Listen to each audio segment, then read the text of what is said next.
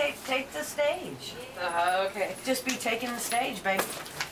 All right, I'm going to read an excerpt of a story since we only have a short time. And this is a dystopia collection that came out this May called This Time While We're Awake. And the story I'm going to read from is a piece that's called The Love Drug. And it's kind of this concept where you can take this drug and you feel like so perfectly happy all the time you don't need a real love to satisfy your life. Good, Yeah. give it to me. There Give it it is. to me. And anyway, so there's this really pervy guy who's running, kind of checking out the marketing angle of this drug, and he's been watching these trials, and he gets all into this woman and inappropriately goes to her house. That's all you need to know for this excerpt. Good evening, Dr. Schmidt, she said, one hand cocked on her hip. Come on in. I'm not really a doctor, he replied, but when shock and dismay crossed her expression, he added, I have a PhD, but not an MD, and I'm largely in marketing and sales now, not using the PhD.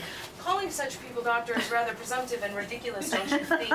As a project manager, I'm part of the business side, so I have a doctorate, but not of the health variety, though I monitored some up-dose testing to see for myself the effects of this new drug.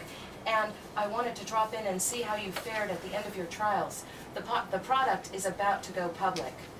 Blabbering like a nervy idiot, he was glad when his mouth finally closed. Here to tell me, I mean, I won't stop getting it, will I? She asked. I was told as a member of the original study, No, no one will take it away from you, he replied, eager to erase her obvious concern. There's no talk of taking it away from anyone. Her apartment was modest, an old piano against one wall and 2 squat couches in the living room. Oh, good. I'm afraid it's not much, my place, she said. On the piano, sheets of half-written music lingered, a pencil below them. I was writing a song, she said.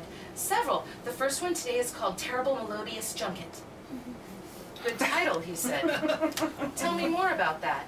Though they had nothing in common, his eyes caressed her small breasts, and he wanted to hear what next came from her head of any nature, if only to linger in her apartment. He imagined her breasts bouncing as her fingers rippled over lustrous keys. Oh, it's only a draft. Well, don't let me interrupt the process. I'm happy to be an audience for your new productive product. He felt like an idiot using the catchwords productive product, but she seemed pleased by his use of the jargon. Her humble way also appealed to him. Oh no, my productive product is personal until I sell it, but of course I guess you're here for the business, she gushed. I'm happy to tell you that this drug has changed my life. I am so happy the government will give it to a cross-section of the population for free, and how we've needed it. Before, it was just the dull sludge of day after day doing unimportant jobs and realizing the complete lack of fairness in who can do anything, and this is better than that, and better than another tax relief bonus payment to pump dollars back into the capitalist machine to reach the rich, because it's about feelings.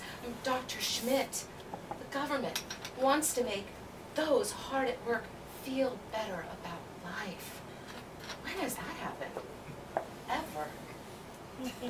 She laughed, delighted then embarrassed by her laughter, her face sobered as she said, You probably think me quite simple, and I am quite simple, simply overwhelmed, to be free of my pain and anxiety.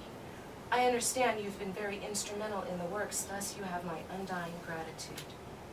He wanted to throw her on the bed like he deserved her gratitude, like he made the drug that had pleased her, like he could acquire some sort of delegated droit de seigneur as a project manager and touch those small, hurt breasts outlined by the drape of her dress before taking her to bed, though he had not invented the drug and had no idea where her bed might be. In her apartment, there were 2 visible doors, one of which he concluded was a bathroom. Her kitchen was coral, the remnants of dishes from a recent meal clinging to a narrow white counter, clean white water glasses shining on visible shelves so homelike. Do you have any children, Mrs. Smith? Ira asked. Can't you tell that from my chart? He looked into his briefcase, both aware that he should not be here in her home, and that he should get more businesslike in a hurry. So